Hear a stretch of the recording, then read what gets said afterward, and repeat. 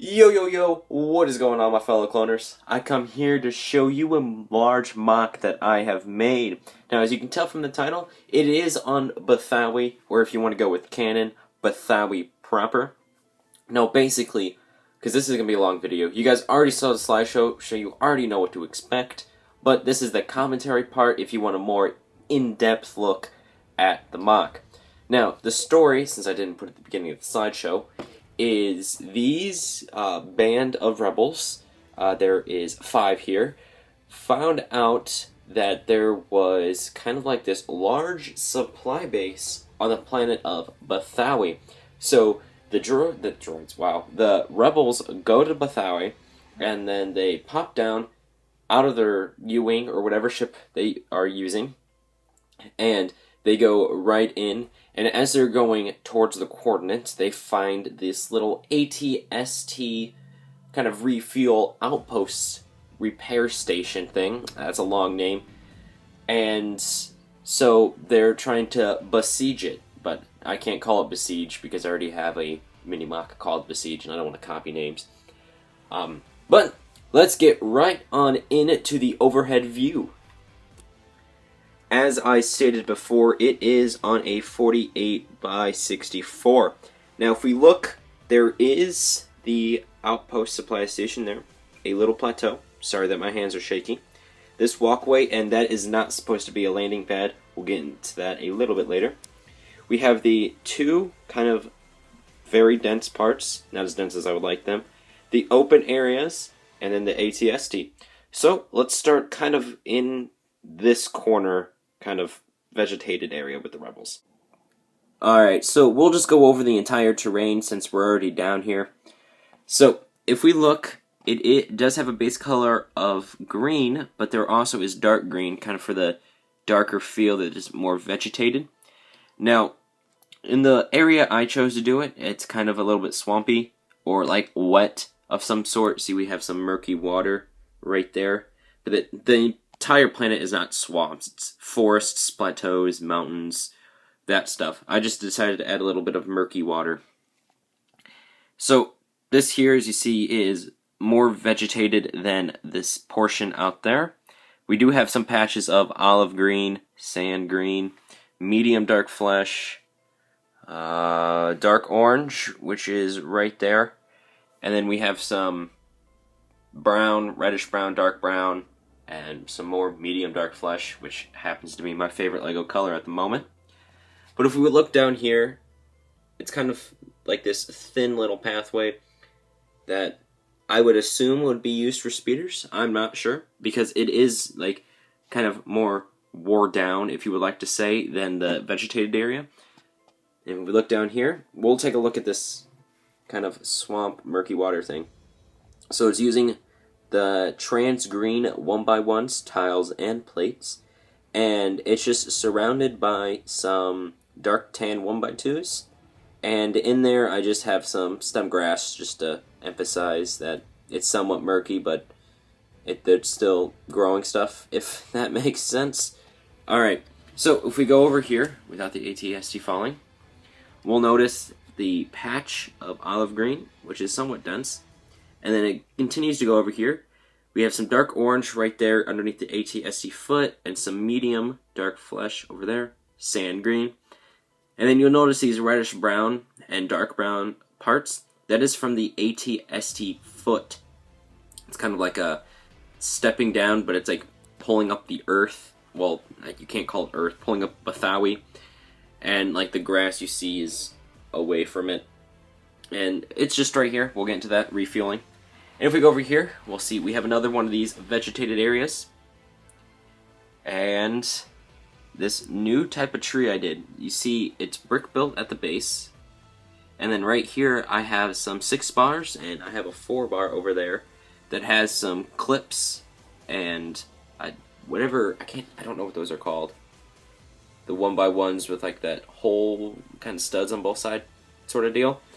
But I did attach some 4x3 leaves onto it. And then up here we have a dual level tree that has all the new green and a little bit of the older green. So there's a nice look at that. Now, I'll get into the Rebels and then we'll get into there. Alright, so I used some of the Rogue One Rebel Trooper Battle Pack figures. I kind of mixed and matched them so they are all different. But I also used some of the older Rebels, kind of the Battlefront ones. So here we have this guy with the cool head mold. He is one of the telecommunications. He's calling in for the Y-Wings and A-Wings. And you see he just got a radio and a little sort of antenna on the back. And he's kind of taking cover so he doesn't get shot by those stormtroopers right there coming at him that have noticed him. Here we just have he's a human. He just got a simple backpack, a DC-15S. Well, it can't be a DC-15S. A A280C, I think is what they're called in Battlefront. Here we have another human. If I can... It's the one with the beard, and he just mixed and matched with the backpack. Dark bluish gray helmet piece. And then here are my 2 favorite. Whenever I have Rebels, you guys know I have to use Duros, because the Duros is my favorite Rebel minifig. I don't know why. He's just the Duros with the clone carbine blaster rifle from CAC or Brickforge. They're both identical. And he's just got a simple backpack design. And then right here we have a Celestian running into battle with the same gun as the Duros, and kind of a different torso than all the others because this is from the Battlefront. So, yep, he's running into battle with this is my favorite backpack design. That's my second favorite. But this is already taken too long, so let's get right up there into the base. Alright, I won't go too much into the rock structure because you guys did see it, and it's pretty simple rock structure with a little bit of the snot techniques, as you see, used in it. But there is a lot of it, well, not a lot of it, but quite a bit in the slideshow, so we won't pay much attention to that. So if we go up to the base, we see it is on the corner, because I like doing those. It does have ray shielding, and then there's the little communications portion for the, not communications portion, the little control panel where they deactivate the ray shields, and they can go in. If we look on the roof, we see these here are some spotlights, because this is a very, I don't know what you would, it's just a repair station, and they have a lot of tools and stuff, and they don't want them getting stolen, so. Up here we have these 2 kind of like rotary things. They air conditioning of some sort. I don't know what these are. They're just scribbling. We do have a communications tower, which is communicating. Wow. Well, it's communicating to the supply base telling them what's going on, but the people inside have not noticed. Now, if we do look at the inside, we do see there are quite a bit, so I will take off the roof. Well, I don't need to do a cut. I'll just take the roof off like that. This is a little over. Alright, there we go. We have these Death Star Troopers, which I think worked perfect for interior people. Wow, focus. There we go.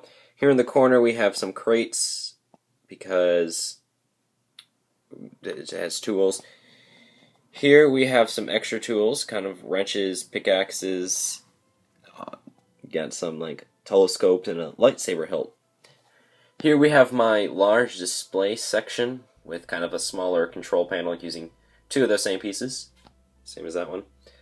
Back there, just for extra greebling on the wall. Here we have another display, which is a small little piece. And then underneath we have the power engine of the, kind of like this big display thing. They're just the two engine pieces. It's kind of acting as the computer tower. Here we just have a small little processing thing that cleans parts and does all that. And then here we have a hologram where this trooper is talking to the guy on the inside. Not that guy, because this ATST can fit two people. Alright, I'll put the roof back on and we'll get into kind of like the rest of the thing. Yeah.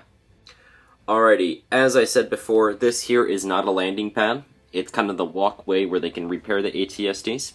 Now, real quick, we go over here, we see we have some extra greebling, and then we just have a basic pathway leading up to this angled portion, which comes out. I don't know what the exact angle this is, but it isn't an angle. Overhead of that, we already seen that. But we do see that there's an open portion here with no railing, and an open portion here with no railing. That means there can be a maximum of 2 ATSTs, which my other one is right there. A maximum of 2 ATSTs up here, but it would be there just for parking because there's only one fuel line. Now, if we look at this fuel line more in depth, you see it is connected here, which has a valve, and then the power line feeding into this crate, which has the fuel. A small crate for this big thing, but it's Star Wars.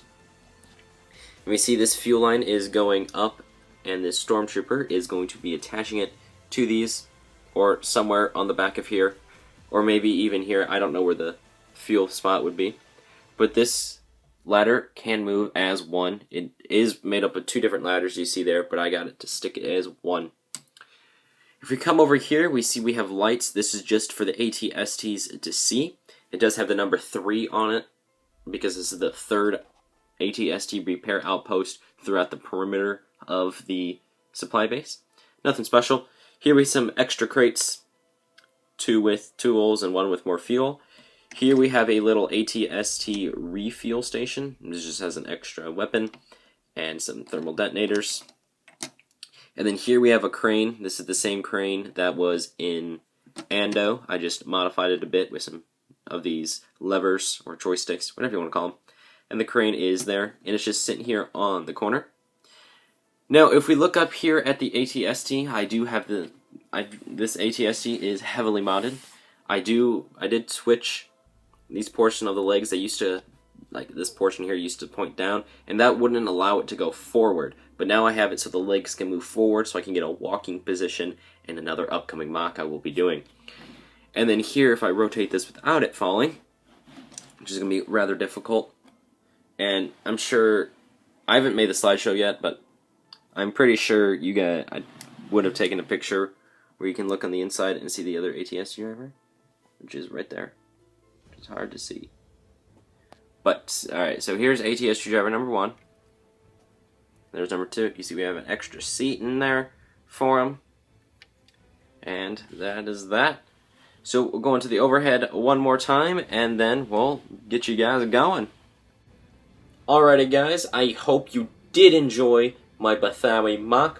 I know I haven't been doing larger MOCs like this for a while, but I'm going to start coming back to that, and they're going to be more frequent. I do have one planned with the Lambda and an ATST. It is going to be, I was going to put 2 in there, this is the reason I got 2, but I think they're a little bit too big to have 2, plus the Lambda. So, that's not important. If you guys did enjoy this mock, make sure to leave a like. It will be very much appreciated. And if this is the first video of mine you are watching, or you've just been watching my videos and haven't subscribed, make sure you subscribe, because that would be really awesome. And I would appreciate it quite a bit. Down in the description, you can find Instagram for me and Novolug. Make sure you go follow both. On Novolug, you get updates of upcoming collaborations and new Novolug members. On mine, you get probably daily updates. I've been using the story a lot more. So, yeah, it's a lot of fun on Instagram, so make sure you go follow me there. And that is about it. I don't know when this is going to be up, so have a nice weekend or the rest of the week. Like I said, I don't know when. But I want you to have yourselves a very, very nice day. And this is Clone Production Studios, signing off. Peace out, everybody.